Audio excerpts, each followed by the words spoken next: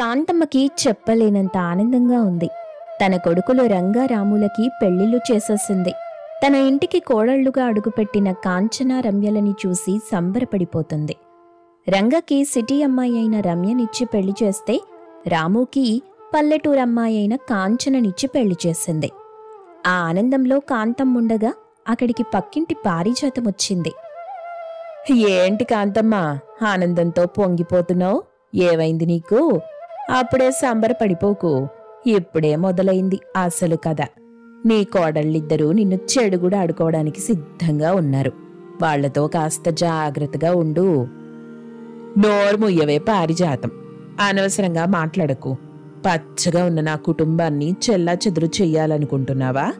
ఇప్పటి వరకు నువ్వెన్ని కుటుంబాల్ని నాశనం చేశావో నాకు తెలుసు. నా ముందు నీ కుప్పిగంతులు పనికిరావు. నోరు మూసుకొని వెళ్ళవే ఇక్కడి నుండి. ఇదిగో కాంతమ్మ, విర్రవీగకు. నువ్వు కూడా బాధపడే రోజొస్తుంది. ఆ రోజు నేను నీకు గుర్తొస్తాను. చూస్తూ ఉండు. ఏడ్చావులే, వెళ్ళవే వెళ్ళు. నా ఇంట్లో శుభకార్యం జరిగింది కాబట్టి మౌనంగా ఉంటున్నా. లేకుంటే ఈ పాటికి పెద్ద గొడవ అయ్యుండేది అంటూ కాంతమ్మ అరవడంతో పారిజాతం తిట్టుకుంటూ అక్కడి నుండి వెళ్ళిపోతుంది. ఇక తన ఇద్దరు కోడళ్లను పలకరించడానికి వెళ్తుంది కాంతమ్మ. మొదటగా సిటీ కోడలైన రమ్య దగ్గరికి వెళ్ళింది. రమ్య అప్పటికే మోడ్రన్ డ్రెస్లో ఉంటుంది. అది చూసిన కాంతమ్మ, అమ్మా అమ్మా, ఏంటమ్మా ఈ బట్టలు? నువ్వేంటి ఇలా తయారయ్యావు? ఇప్పుడే కదా పెళ్ళయింది, అప్పుడే మోడ్రన్ బట్టలు వేసుకోవద్దమ్మా. ఆ చీరలో ఉంటే నాకు ఇబ్బందిగా ఉంది. పెళ్ళైపోయింది కదా, ఇప్పుడు చీర తీసేసి ఈ మోడ్రన్ డ్రెస్ వేసుకుంటే ఏమవుతుంది చెప్పండి? అబ్బే, నష్టమేం లేదమ్మా. కాకపోతే ఇంటికి ఊరి జనాలొస్తారుగా, ఇరుగు పొరుగు వాళ్ళు వస్తుంటారు. వాళ్ల ముందు నువ్విలా మోడ్రన్ డ్రెస్ వేసుకొని ఉంటే బావుండదు. సరే అత్తయ్య, మార్చేసుకుంటాను. అలా సిటీ కోడలైన రమ్యతో మాట్లాడి వెంటనే పక్క గదిలో ఉన్న కాంచన దగ్గరికి వెళ్ళింది కాంతమ్మ. అప్పటికే కాంచన తన గదిలో సాంబ్రాణి పొగ వేస్తూ ఉంది. అది చూసిన కాంతమ్మ, ఆహా, ఇంటికి రాగానే మంచి పని చేస్తున్నావమ్మా. నిన్ను చూస్తుంటే చాలా ఆనందంగా ఉంది. అత్తయ్య, ప్రతిరోజు నేను మా ఇంట్లో ఇలా సాంబ్రాణి పొగ వేస్తాను. ఇది వేయటం వల్ల ఇంట్లో సువాసన వెదజల్లుతుంది. ఇంట్లో ప్రశాంతత కూడా ఉంటుందత్తయ్యా. అద్దరిగొట్టేశావమ్మా. నిజంగా నువ్వు ఈరోజు చాలా మంచి విషయం చెప్పావు. ఇంతకీ నేనెందుకు వచ్చానంటే, ఇక్కడికి ఇరుగు పొరుగు వాళ్ళు వస్తారు. వచ్చి మిమ్మల్ని ఏవేవో పిచ్చి ప్రశ్నలు అడుగుతారు. వాళ్ల మాటలు పట్టించుకోవద్దు. ఈ ఊళ్ళో జనాలంతా అలాగే ఉన్నారు. ముఖ్యంగా మన పక్కింటి పారిజాతం. దాంతో కాస్త జాగ్రత్తగా ఉండు. అలాగే అత్తయ్యా. అలా కాంతమ్మ కాంచన మాట్లాడుకుంటారు. ఇక కొన్ని రోజులు అలా గడుస్తాయి. పల్లెటూరి కోడలు కాంచన చేసే పనులు చూసి కాంతమ్మకి ముచ్చటేస్తుంది. అయితే రమ్య చేసే పనుల వల్ల కాంతమ్మకి కాస్త తలనొప్పొస్తూ ఉంటుంది. రమ్య సిటీ అమ్మాయి కావటం వల్ల తను చేసే కొన్ని పనులు అక్కడి వాళ్లకు నచ్చక ఇబ్బంది పడతారు. ఒకరోజు వంటగదిలో, రమ్యక్క, ఈరోజు వంటేదో చేస్తున్నట్టున్నావు. ఏం వండుతున్నావక్కా? ఈరోజు నేను పప్పు పచ్చడి చేస్తున్నా. ఆ, పప్పు పచ్చడా? అదేంటక్కా, పప్పుతో పచ్చడి చేస్తారని నాకిప్పటి వరకు తెలీదే. నువ్వు పల్లెటూరి దానివి, నీకు చాలా విషయాలు తెలియవులే. ఇంతకీ నువ్వేం వంట చేస్తున్నావు? నేనీరోజు పప్పుచారు ఉప్పు చేప చేస్తున్నానక్కా. అత్తయ్యకిదంటే చాలా ఇష్టం, అందుకే ఆమె కోసం చేస్తున్నా. నీ పనే బావుంది. అత్తయ్యని బుట్టలో వేసేసుకున్నావు. ఇప్పుడు అత్తయ్య కూడా నిన్ను నెత్తి మీద పెట్టుకుని చూసుకుంటుంది కదా. నువ్వేం చేసినా గొప్పలు చెప్తుంది. నీతో ఉన్నట్టు నాతో కూడా ఉండట్లేదు. అక్కా, అలా అంటావేంటక్కా? మనిద్దరం శత్రువులం కాదు, మనిద్దరం తోడికోడళ్ళం. ఆ విషయం గుర్తుపెట్టుకో. అయినా నువ్వు పల్లెటూరి దానివి, మా సిటీ వాళ్లతో నువ్వు సరితూగవులే. అలా రమ్య అనడంతో కాంచన కాస్త బాధపడింది. ఇక ఏం మాట్లాడకుండా మౌనంగా అక్కడి నుండి వెళ్ళిపోతుంది. రమ్య తన వంట పూర్తి చేసిన తరువాత వంటగదిలోకి వెళ్లి తను చెయ్యాలనుకున్న వంట చేస్తుంది. మరుసటి రోజు కాంతమ్మ గుడికి వెళ్లి ఇంటికొస్తుండగా పారిజాతం ఎదురుపడింది. ఏంటి కాంతమ్మ, నీ పెద్ద కోడలితో వేగలేక చస్తున్నావంటగా. నాకు తెలిసిందిలే. నాకే కాదు, ఊరంతా ఇదే చెప్పుకుంటున్నారు. పెద్ద కోడలి తలనొప్పి పనులు భరించలేకపోతున్నావంటగా. వసై పారిజాతం, నీకెన్నిసార్లు చెప్పాలే? నేను చాలాసార్లు చెప్పాను ఇప్పటికే నా గురించి మాట్లాడొద్దని. నా గురించే కాదు, నా కోడళ్ల గురించి కూడా ఇంకోసారి మాట్లాడావంటే నీకు గుండు కొట్టించేస్తాను. అలా కాంతమ్మ అనగానే పారిజాతం మరోసారి తలదించుకొని వెళ్ళిపోయింది. ఇక పారిజాతంపై కోపంతో ఇంటికొస్తుంది కాంతమ్మ. ఇంటికొచ్చి పెద్ద కోడలు గదిలోకెళ్ళి చూస్తే రమ్య బట్టలు ఐరన్ చేస్తూ ఉంది. చాలా బట్టలు ఐరన్ చేయటం వల్ల నాశనమవుతూ ఉంటాయి. కాలిపోతున్న బట్టల్ని పక్కకేస్తూ ఉంది. వాటిని చూసిన కాంతమ్మ, అయ్యో అయ్యో అయ్యో, ఏంటమ్మా ఇది? చేస్తున్న పనేంటమ్మా అసలు? ఆ బట్టలను అలా నాశనం చేసేస్తున్నావు. ఎంత డబ్బు పెట్టుకున్న బట్టలో తెలుసా? అయితే ఏంటత్తయ్యా, ఈ బట్టలు మనం చచ్చే వరకు వేసుకోం కదా, కొన్ని రోజులైతే పక్కకి పడేస్తాం. అయినా నీకు ఐరన్ చేయటం రాకపోతే చెయ్యకుండా ఉండడమే మంచిది కదా. ఇలా నాశనం ఎందుకు చేయటం? నాకు బట్టలు ఐరన్ చేయటం రాదత్తయ్యా, కానీ ఐరన్ ఎలా చెయ్యాలో నేర్చుకుంటున్నాను. అందుకోసం ఇన్ని బట్టలు నాశనం చేస్తావా? అలా కాంతమ్మ గట్టిగా అరుస్తుంది. దాంతో రమ్య భయపడిపోతుంది. తన అత్తపై కోపంతో, ఏంటత్తయ్యా మీరు? నేనేం చిన్నపిల్లని కాను, నన్నిష్టం వచ్చినట్టు మాట్లాడుతున్నారు. నేను సిటీ అమ్మాయిని, అది గుర్తుపెట్టుకుని మాట్లాడండి. మా ఇంట్లో ఈ పనులన్నీ నేను చెయ్యలేదు. పనోళ్ళుంటారు, వాళ్లే చేస్తారు. నేనిప్పుడే ఈ పనులు నేర్చుకుంటున్నాను. తెలిసి తెలియక మాట్లాడకండి. ఎందుకమ్మా అంత కోపం? పెద్దవాళ్లతో ఇలాగైనా మాట్లాడేది? నీకు సంస్కారం లేదా? ఏంటో నా కర్మ అని అనుకుంటూ కాంతమ్మ అక్కడి నుండి వెళ్ళిపోయింది. ఇక చిన్న కోడలు కాంచన గదిలోకి వెళ్ళగానే కాంచన కొత్త కొత్త డిజైన్లతో బట్టలు కుడుతుంది. కాంచన వద్ద ఉన్న కొత్త రకం బట్టలు చూసిన కాంతమ్మ ఆశ్చర్యపోతుంది. అమ్మా కాంచనా, నువ్వు బట్టలు కూడా కుడతావా? ఎంత చక్కగా అందంగా ఉన్నాయో. నాకిప్పటి వరకు తెలీదమ్మా ఈ విషయం. అత్తయ్యా, నేను చిన్నప్పుడే ఇలా కొత్త కొత్త డిజైన్లలో బట్టలు కుట్టేదాన్ని. కొత్త రకం బట్టలు కుట్టి అమ్మేదాన్ని. నేను చాలా డబ్బులు సంపాదించానలాగా. అరెరే, భలే ఉన్నాయమ్మా ఈ బట్టలు. వీటిని కూడా అమ్ముతావా? అత్తయ్యా, ఇదిగో మీకోసమే ఈ చీర కూడా అందంగా మార్చాను. ఈ చీరలో పూలని అందంగా కుట్టాను. చూడండి, ఇవి మీకు బాగా నచ్చుతాయి. అవునమ్మా, ఇలాంటి పూల చీర చూస్తే నాకు చాలా ఆనందం వేస్తుంది. చాలా బావుంది. దీన్ని నేను తీసుకోనా? తీసుకోండత్తయ్యా. అలా చీరని తీసుకుని కాంతమ్మ అక్కడి నుండి వచ్చేస్తుంది. మరుసటి రోజు ఉదయాన్నే తన కోడలు కాంచన ఇచ్చిన కొత్త చీర కట్టుకుని ఊళ్ళోకి వెళ్ళింది కాంతమ్మ. ఆ చీర చూసి అందరూ బావుందని చెప్తారు. పక్కింటి పారిజాతం కూడా ఆ చీర గురించి వివరాలు తెలుసుకోవాలని కాంతమ్మని పిలిచింది. అది కాదు కాంతమ్మ, నువ్వు కట్టుకున్న చీర చాలా బాగుంది. ఎక్కడ కొన్నావు? ఇది నేను కొన్న చీర కాదు, నా కోడలు నా కోసం తయారు చేసిన చీర. ఈ పూలు చూడు, నా కోసమే ప్రత్యేకంగా నా కోడలు రంగురంగుల దారాలతో కుట్టింది.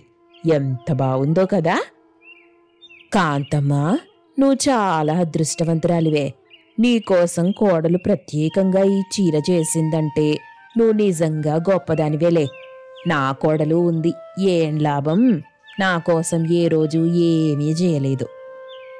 ఇదిగో పారిజాతం, నా కోడలు బట్టల వ్యాపారం మొదలెడుతుంది. నీకేం కావాలో నా చిన్న కోడలు కాంచనని అడుగు, నీకు నచ్చినట్టు చేసిస్తుంది. అలా కాంతమ్మ ఊళ్ళోని చాలా మందికి తన చిన్న కోడలు కాంచన గురించి చెప్తుంది. కాంచన తన అత్త కాంతమ్మ సాయంతో బట్టల వ్యాపారం ప్రారంభిస్తుంది. అలా కొన్ని రోజుల్లోనే కాంచన కుట్టే బట్టలకు విపరీతమైన డిమాండ్ ఏర్పడుతుంది. ఆదాయం కూడా బాగా వస్తుంది. అత్తయ్యా, ఇదిగో నా వ్యాపారంలో వచ్చిన ఆదాయం డబ్బులు అన్నీ మీకే ఇస్తున్నాను, తీసుకోండి. అయ్యయ్యో, నువ్వు సంపాదించినవి నాకెందుకమ్మా? నీ దగ్గరే ఉంచు. మా ఇళ్లలో మేం సంపాదించిన డబ్బులు ఇంటి పెద్దకివ్వటం అలవాటత్తయ్యా. ఇదిగోండి, ఈ డబ్బు తీసుకోండి. అలా కాంచన ఆ డబ్బులు కాంతమ్మకివ్వడాన్ని రమ్య చూస్తుంది. అప్పుడే అక్కడికి పారిజాతం వస్తుంది. రమ్యని చూసి, అది కదా కోడలంటే, అలా ఉండాలి. నువ్వు ఉన్నావు. ఎప్పుడు చూడు సిటీ అమ్మాయిని అంటూనే ఉంటావు. ఒక్కసారైనా నీ అత్తకిష్టమైన పని చేశావా? ఇదిగో పారిజాతం, నీకు చాలాసార్లు చెప్పాను, నా కోడళ్ళ మాట ఎత్తొద్దు. వాళ్ళకేం జరిగినా నేను ఒప్పుకోను. చూసావా అమ్మాయి, మీ అత్త నిన్నెంత వెనకేసుకొస్తుందో అని పారిజాతం అంటుండగా రమ్య అక్కడి నుండి వెళ్ళి కుమిలి కుమిలి ఏడుస్తుంది. అత్తయ్య, నన్ను క్షమించండి. ఇకపై నేను మీకు నచ్చినట్టుగానే ఉంటాను. బాధపడకమ్మా, అలా ఏడవకూడదు. మనమెప్పుడు నవ్వుతూ నవ్విస్తూ ఉండాలి. అదే కదా జీవితం అంటే. అలా రమ్యని ఓదార్చింది కాంతమ్మ. తన ఇద్దరు కోడళ్ళని బాగా చూసుకుంటూ ఆనందంగా జీవితం గడుపుతుంది కాంతమ్మ. రమ్య, కాంచనలిద్దరూ తమ అత్తని సంతోషంగా ఉండేలా చూసుకుంటారు. కాంతమ్మ నిద్రలేచే సమయానికి తన కోడళ్ళు కాంచన, కవిత ఇంట్లో ఎక్కడా కనిపించరు. కోడళ్ళని పిలుస్తూ కాంతమ్మ పెరట్లోకెళ్తుంది. అక్కడ లేరు. తర్వాత వీధిలోకెళ్ళింది. అక్కడ కూడా వాళ్ల జాడుండదు. ఇక వంటగదిలోకెళ్ళి వేడివేడి టీ చేసుకుని అలా ఇంటి ముందుకొచ్చి తాగుతూ ఉంది కాంతమ్మ. ఇంతలో అక్కడికి కాంతమ్మ భర్త శివయ్య వస్తాడు. ఏటి కాంతమ్మా, హాయిగా టీ తాగుతున్నావా? నీ పనే బాగుందే. నీకేది కావాలంటే అది చేసివ్వడానికి ఇద్దరు కోడళ్ళు ఉన్నారు. అందుకే నీకు సాగుతుంది అలాగా. అలా తెప్పి పొడవకండి. వాళ్ళు మీకు కోడళ్లేగా. మీకేం కావాలో అడిగి చేయించుకోండి. ఇప్పుడు ఈ టీని నేనే చేసుకుని తాగుతున్నాను. కాంచన, కవితలు ఎక్కడా కనిపించట్లేదు. వాళ్ళిద్దరూ ఏదో తీసుకురావడానికి పక్కూరి వరకు వెళ్ళొస్తానని చెప్పారే, నీకు చెప్పలేదా? నాకు దారిలో కనిపించి చెప్పారు. అవునా? ఏం తీసుకురావడానికి వెళ్ళుంటారు? వాళ్ళెళ్ళి చాలాసేపు అయింది. ఈ పాటికి వచ్చేస్తుంటారులే. అన్నట్టు ఈ మధ్య చలి కాస్త ఎక్కువైనట్టు నీకు అనిపించట్లేదు? నాకైతే చాలా ఇబ్బందిగా ఉంటుంది. పొలానికి వెళ్ళి పనులు చెయ్యాలి. చలిలో ఆ పనులు అస్సలు చేయలేకపోతున్నా. పనులు చేయకపోతే ఎలా? ఇల్లు గడవాలి కదా. ఆ పొలం మనకు దేవతతో సమానం. దాన్నలా వదిలేయకండి. అదే మనకు అన్నం పెడుతుంది. మీకు తెలుసు కదా. ఆ తెలుసులేవమ్మా, నువ్వు చెప్పే వరకు తెలీదు మరి. అలా కాంతమ్మ, శివయ్యలు మాట్లాడుకుంటూ ఉండగా అక్కడికి కాంచన, కవిత వస్తారు. వస్తూ వస్తూ తమతో పాటు చాలా వస్తువులు తీసుకొస్తారు. వాటిని చూసి ఆశ్చర్యపోయింది కాంతమ్మ. అరే, ఏంటమ్మా, ఏంటి మీరు ఏవేవో కొనుక్కొచ్చేశారు? డబ్బులేమైనా చెట్లకు గాస్తున్నాయా? ఇప్పుడు ఈ బట్టలు కొనటం అవసరమా? అదేంటమ్మా నూలు ధరలు తీసుకొచ్చారు? అత్తయ్యా, ఇవన్నీ తీసుకొచ్చింది మన కోసమే. చలికాలం మొదలైపోయింది కదా, అందుకే ఇవన్నీ తీసుకొచ్చాం. వీటితో ఏం చేస్తారమ్మా? వీటి వల్ల చలిని ఆపగలరా మీరు? అదేంటమ్మా కవిత, ఆ బొగ్గుల కుంపటి తీసుకొచ్చావు, దాంతో మనమేం చేసుకుంటాం? అత్తయ్యా, మేం తీసుకొచ్చిన ప్రతి దానితో ఒక ఉపయోగం ఉంది. ఇదంతా చలికి తట్టుకునేందుకే. కోడళ్ళేదో గట్టిగానే చెయ్యాలని నిర్ణయించుకున్నట్టున్నారు. వాళ్ళ పనులు వాళ్ళని చెయ్యనివ్వు కాంతమ్మా. మీరొకరు ఆగండి, నేను చెప్పేది వినండి. ఇలా డబ్బు ఖర్చు పెట్టుకుంటూ పోతే ఎలాగండి? అత్తయ్యా, వీటికి మేం డబ్బు అస్సలు ఖర్చు చేయలేదు. ఇవన్నీ పక్కూళ్ళో రైతుల దగ్గర నుండి తీసుకొచ్చాం. ఏంటో మీరు అవన్నీ వదిలేసి ముందు వంట సంగతి చూడండి. మీ మావయ్య పొలం నుండి వచ్చారు. ఆయనకి కాస్త అన్నం పెట్టండి. రాత్రంతా పొలానికి కాపలా వెళ్లారు. అలసిపోయి ఉంటారు. ఇప్పటికి నా బాధ అర్థమైందా కాంతమ్మా? సర్లే, ఆలస్యంగానైనా నా గురించి ఆలోచిస్తున్నావు. నాకు అంతే చాలు. అలా శివయ్య అనగానే కాంచన, కవితలు వంటగదిలోకెళ్తారు. కాంతమ్మకి, శివయ్యకి వేడివేడిగా వంటలు చేసి తీసుకొస్తారు. అత్తామామలకు వడ్డించిన తరువాత ఇక తమ పనుల్లో మునిగిపోతారు కోడళ్ళు. కడుపు నిండా తిన్న తరువాత కాంతమ్మ, ఏంటండి వీళ్ళిద్దరూ ఇంట్లోకే రావట్లేదు? బయటే ఉన్నారు. ఏమైంది వీళ్ళకి? నీకేం కావాలిప్పుడు? వంట చేయమన్నావు, చేసేసరిగా. మన కొట్టించిన తర్వాత వాళ్ళ పనులు వాళ్ళు చూసుకుంటున్నారు. ఇంకేం చేయమంటావు?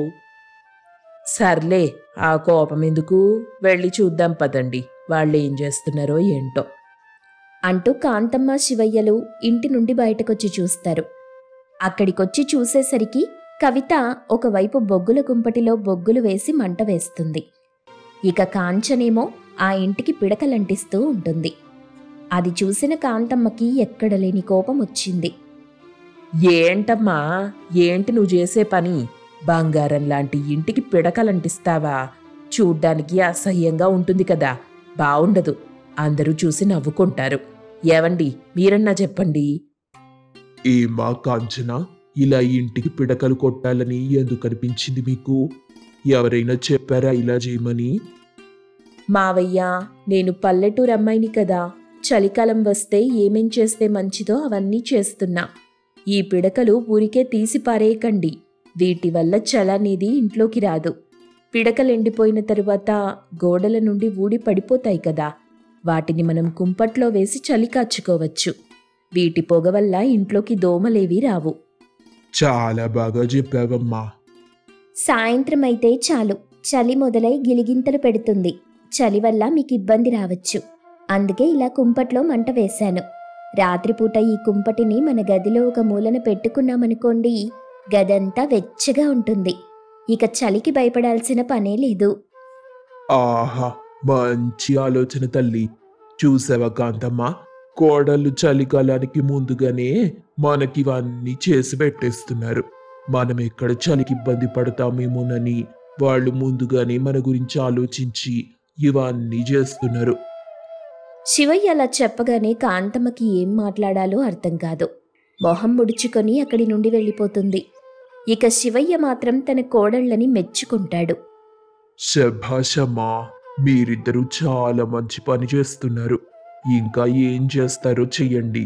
మీ అత్త గురించి పట్టించుకోకండి, తన గురించి తెలిసిందేగా. మావయ్య, అత్తయ్య ఎందుకనలా కోపంగా ఉన్నారు? ఏమైంది? ఏం మాట్లాడకుండా అలా మౌనంగా వెళ్ళిపోయారే, ఏమైంది మావయ్య? చూడండమ్మా, ఆడాళ్ల మనసు ఎవ్వరికీ అర్థం కాదు. మాగాడి బాధ మరో మాగాడికి తెలిసిపోతుంది. కానీ ఆడాళ్ల బాధ ఎప్పటికీ రహస్యమే. కాబట్టి మీ అత్తయ్య ఎందుకు అలా ఉందో తెలియట్లేదు. సరే, మీరైతే మీ పనులు కానివ్వండి, నేనెళ్ళి మీ అత్తతో మాట్లాడొస్తాను అంటూ శివయ్య తన గది వైపు నడుస్తాడు. గదిలోకి వెళ్ళిన తరువాత కాంతమ్మ మౌనంగా ఉంది. శివయ్యని చూసి, ఏంటి, మీ కోడళ్ళని పొగడ్తలతో ముంచెత్తుతున్నారే? ఎందుకే అట అంటావు? వాళ్ళు చేసిన పనులకు మనం మెచ్చుకుంటే నష్టమేంటిప్పుడు? కోడళ్ళిద్దరూ చక్కగా ఆలోచిస్తున్నారు.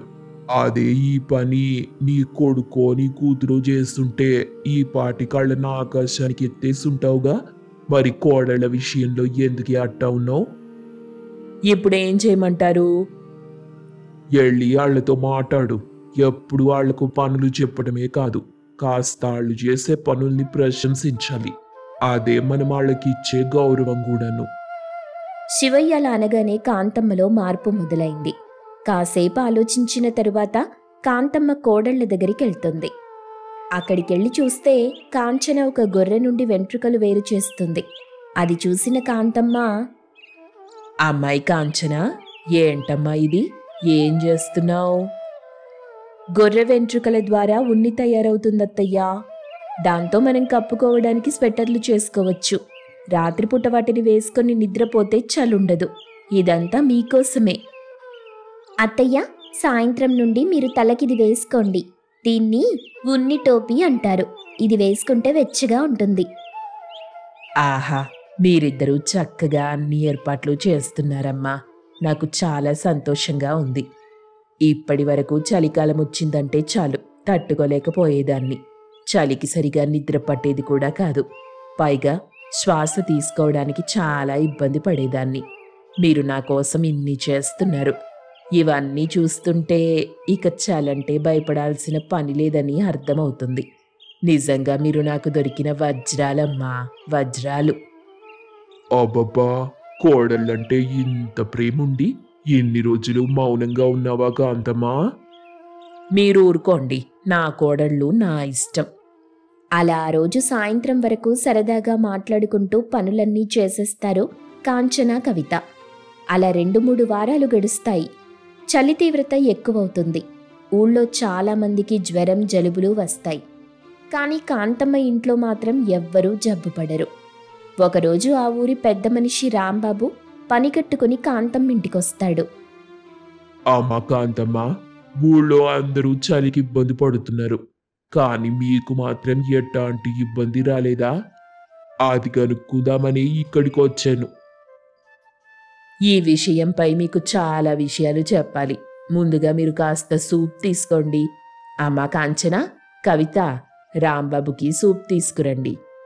అలా కాంతమ్మ చెప్పగానే కాంచన, కవితలు సూప్ తీసుకెళ్లి రాంబాబుకిస్తారు. రాంబాబు ఆ సూప్ తాగిన వెంటనే, ఈ సూప్ చాలా బాగుందమ్మా. ఇదేనా మీకు చలి లేకుండా చేస్తుంది? ఇది మాత్రమే కాదు, చూసావుగా మా ఇల్లెలా మారిపోయిందో. ఇదంతా నా కోడళ్లే చేశారు. ఉన్ని టోపీ వేసుకొని స్వెటర్ వేసుకుంటే చలి తీవ్రతే తెలీదు. అలాగే గదిలో బొగ్గుల కుంపటుంటుంది. దానివల్ల గది మొత్తం వెచ్చగా ఉంటుంది. ఇక నేను తినేవన్నీ వేడివేడిగా ఉంటాయి. సూప్ తాగుతూ ఉంటాను. అలాగే వేడివేడిగా భోంచేస్తుంటాను. మా కుటుంబం అంతా ఇలాగే చేయటం వల్ల మాకీ అనారోగ్య సమస్య రాలేదు. ఆహా, అద్భుతం కాంతమ్మ. నిజంగా నువ్వు చాలా తెలివైన దానివి. నేను కాదు, నా కోడళ్ళు చాలా తెలివైన వాళ్ళు. చలికాలం వస్తుందని తెలిసి ముందే అన్ని ఏర్పాట్లు చేసి పెట్టారు. వాళ్ళ వల్లే మేమందరం ఆరోగ్యంగా ఉన్నాం. చలి మమ్మల్ని ఏం చెయ్యలేకపోతుంది ఇప్పుడు. అలా కాంతమ్మ చెప్పగానే రాంబాబుతో పాటు అందరూ నవ్వుకుంటారు. ఇక రాంబాబు ఆ విషయాన్ని విన్న తరువాత ఊళ్ళోని ప్రతి ఒక్కరికి చెప్తాడు. అందరూ కాంతమ్మ కుటుంబంలాగానే వాళ్ళు కూడా ఆ పనులన్నీ చేస్తారు. అది చూసిన కాంతమ్మ, ఏవండి, నాకు చాలా ఆనందంగా ఉంది. ఊరు మొత్తం మన కోడళ్ళని ఆదర్శంగా తీసుకున్నారు. నిజంగా సంతోషించాల్సిన విషయం కదండి. అవునే, మంచి పని చేస్తే 10 కాలాల పాటు చెప్పుకుంటారు. అంటే ఇదే మరి. అలా కాంతమ్మ, శివయ్యలు తమ కోడళ్ళని మెచ్చుకుంటారు. ఇక చలికాలంలో ఏ సమస్య లేకుండా కాంతమ్మ, శివయ్యలు సంతోషంగా ఉంటారు. వాళ్ళని చూసి కాంచన, కవితలు ఆనందిస్తారు.